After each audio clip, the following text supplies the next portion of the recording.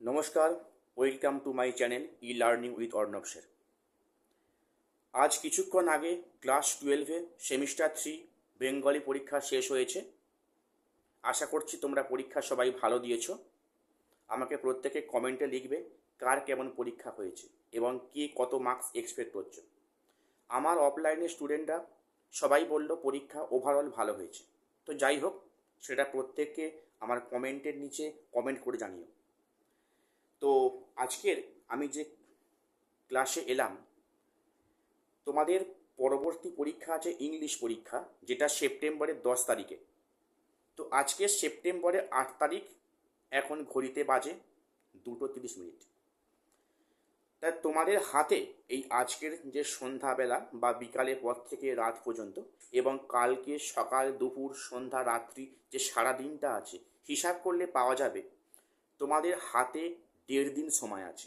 একদিন আর অর্ধেক দিন। আচ্ছা, এই 1.5 দিনে তোমরা জানো এই 1.5 দিনে সম্ভব 40-এ 40 পাওয়া? যারা আগে ভালো করে পড়োনি বা ভালো তৈরি নেই, যারা খুব টেনশানে আছো স্যার ইংলিশ পরীক্ষায় কি হবে, আদৌ পাস করতে পারবো তো, আমি তাদের বলছি সম্ভব এই 1.5 দিনে সম্ভব 40-এ 40 পাওয়া। সেটা কেমন করে কিভাবে শুনে নাও। এখন আশা করি প্রত্যেকে রেস্ট নিচ্ছ। তো সবাই যদি আমি মনে করি যে সন্ধ্যা 6টার সময় প্রত্যেকে যে যার পড়তে বসে যাবে। প্রথম বলবো, তোমাদের প্রথম কাজ, তোমাদের সিলেবাসে যে দুটো পোয়েট্রি আছে, আওয়ার ক্যাজুয়ালিটি এবং ইউলিসিস, তোমরা এই দুটো টেক্সট ভালো করে হাতে 2 ঘন্টা সময় নিয়ে মিনিং এক্সপ্লেনেশন ভালো করে দেখে নাও। স্যার আবার টেক্সট পড়তে হবে? দেখো, এমসিকিউ মানে টেক্সট পড়ার কোনো বিকল্প নেই। তোমাদের আগের ভিডিওতে বলেছি, এখনও বলছি, তোমরা সন্ধে 6টায় পড়তে বসো। একদম টাইম দেখে, ঘড়ি দেখে রাত্রি 8টা অবধি তোমরা দুটো পোয়েট্রি নিয়ে জাস্ট যেগুলো খাতায় নোটস লেখা আছে, স্যারদের নোটস, সেটা প্লাস বা সেটা পড়ার আগেও তোমরা টেক্সটটা একবার ওভারঅল দেখে নাও। তোমরা যদি সেরকম বোঝো, তোমরা ইউটিউবে বিভিন্ন চ্যানেল থেকে এই আওয়ার ক্যাজুয়ালিটি এবং ইউলিসিস থেকে মিনিং উইথ এক্সপ্লানেশন ভিডিও দেখতে পারো। সেটা তোমাদের সুবিধা, আমার কাজটা হওয়ারই দরকার। তো 8টার পর থেকে তোমরা 1.5 ঘন্টা সময় নিয়ে তোমাদের যে একটাই ড্রামা আছে রাইডার্স টু দ্য সি, সেটা ভালো করে দেখে নাও 1.5 ঘন্টা সময় নিয়ে। এখানেও বলছি টেক্সটটা থরলি খুঁটিয়ে পড়বে, কিন্তু যতই বিরক্ত হোক তোমাদের জানতে হবে তোমাদের এই পরীক্ষায় ভালো মার্কস পেতেই হবে। কারণ তোমাদের ওপর কিন্তু নির্ভর করছে তোমাদের কেরিয়ার। এই 12 পরীক্ষায় তোমরা কেমন রেজাল্ট করবে তার উপর ডিপেন্ড করছে পরবর্তী ক্ষেত্রে তোমরা জীবনের কোথায় গিয়ে ঠেকবে, কোথায় তোমরা গিয়ে দাঁড়াবে। তো হাতে 1.5 ঘন্টা সময় নিয়ে তোমরা রাইডার্স টু দ্য সিটা ভালো করে টেক্সটগুলো লাইন বাই লাইন পড়ো। যেগুলো ইম্পর্টেন্ট লাইন আছে সেগুলো তোমরা তোমরা হাইলাইটার দিয়ে তোমরা মার্ক করে নাও, যাতে করে তোমাদের পড়তে সুবিধা হয়। আচ্ছা, 1.5 ঘন্টা পড়লে অর্থাৎ তোমরা 9:30টার সময় প্রত্যেকে রাতের ডিনার সেরে ফেলে আমি ওখানে 0.5 ঘন্টা সময় আমি গ্যাপ দিলাম। ওই 0.5 ঘন্টা সময় খাওয়া দাওয়া করে আবার পড়তে বসে যাও। আমি তোমাদের বলবো 10টার পর থেকে তোমরা একটু ইংলিশ, একটু গ্রামার নিয়ে দেখে নাও। দেখো, তোমাদের গ্রামারে যে 4টি বিষয় আছে না, একটা synthesis, splitting up, narration change এবং এরর কারেকশান। তোমরা 4টে টেক্সট তোমরা যেখানে যা স্যারের কাছে পড়তে, তেনারা যা যা তোমাদের খাতায় লিখিয়েছে বা বেসিক কনসেপ্ট দিয়েছে, তোমরা ওগুলো একবার প্রত্যেকে রিমাইন্ড করো, মনে করো, ভাবতে শেখো।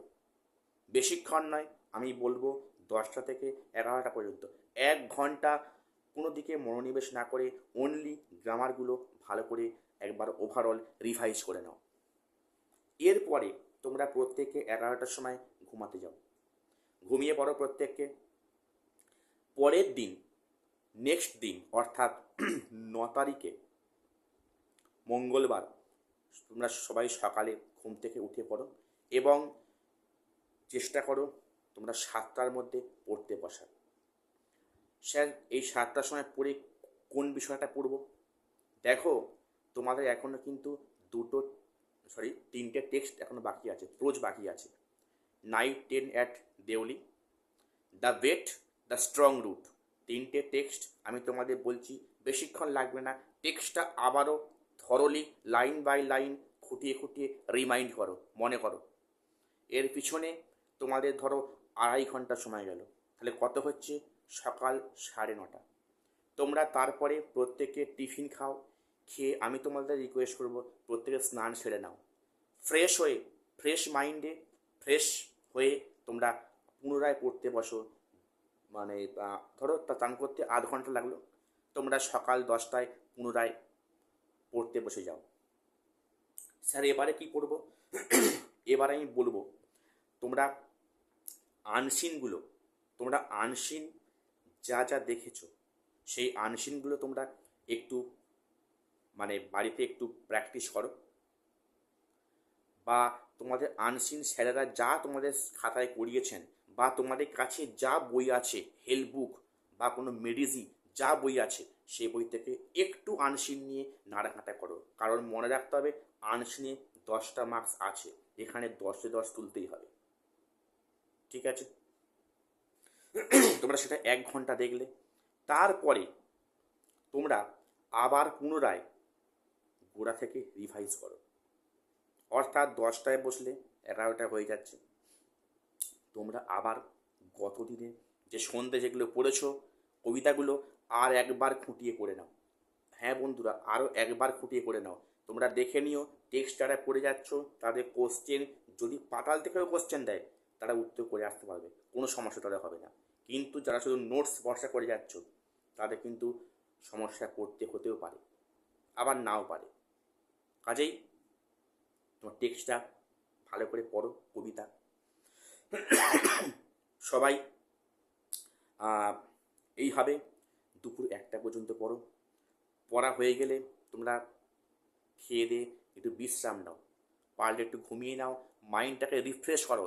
মাইন্ড যদি রিফ্রেশ না হয়, তোমরা কিন্তু বিকাল থেকে যা পড়বে মাথায় সেভাবে কোনো এফেক্টিভ ফল তোমরা পাবে না। আমি তোমাদের বলছি, তোমরা ভালো করে ঘুমিয়ে তোমরা বিকাল 5টায় উঠে পড়ো। উঠে তোমরা মুখ হাত ধুয়ে হালকা কিছু টিফিন খেয়ে তোমরা সন্ধ্যে 6টার মধ্যে পুনরায় পড়তে বসে তোমরা রাইডার্স টু দ্য সি, যেগুলো তোমাদের খাতায় নোটস লেখা আছে বা তোমাদের স্যারেরা নোটস দিয়েছেন, সেগুলো পারলে টেক্সটটা আর একবার রিভাইজ করে নাও 0.5 ঘন্টা হাতে সময় নিয়ে। এই করতে করতে ধরো তোমাদের প্রায় 7:30 বেজে গেল। তো তারপর তোমরা আবার সকালের রিভাইজ করা 3টে prose, the bet, the strong root, night 10 at Deoli, আর একবার রিভাইজ করে নাও। এবং তারপরে সেটা করতে 2 ঘন্টা লাগুক, তারপর তোমরা প্রত্যেকে গ্রামারের 4টে পার্ট আর একবার রিভাইজ করে নাও। করে তোমরা 10:30টার মধ্যে প্রত্যেকে রাতের ডিনার সেরে ঘুমিয়ে পড়ো। বেশি রাত জাগবে না, কারণ ভাববে পরের দিন তোমাদের এক্সাম আছে। এবং 10 তারিখ সকালবেলা ঘুম থেকে উঠে সবকটা টপিক 1.5 ঘন্টা হাতে সময় নিয়ে একবার রিভাইজ করে তোমরা পরীক্ষার উদ্দেশ্যে রওনা হবে। আশা করছি যদি এই টিপসগুলো মানতে পারো, তোমাদের শেষ মুহূর্তে মাত্র 1.5 দিন সময় আছে, তার মধ্যে তোমরা কিন্তু 40তে 40 পেতে পারো। আমি এ বিষয়ে দৃঢ় বিশ্বাস। আমার স্টুডেন্টদের আমি বলছি, বা আমি প্রত্যেককে বলছি, তোমরা প্রত্যেকে এই প্রসেসে তোমরা সময়টাকে ভাগ করে নিয়ে উদ্দেশ্যহীনভাবে না ছুটোহাঁটা করে একটা সিস্টেমেটিক ওয়েতে, একটা স্ট্র্যাটেজিক্যাল ওয়েতে তোমরা চলো। আমি আশা রাখছি তোমরা একটা বেটার জায়গাতে যেতে পারবে এবং তোমরা ফল আশা করি ভালো হবে। All the best. এখানে শেষ করলাম, দেখা হচ্ছে পরে কোনো ভিডিওতে।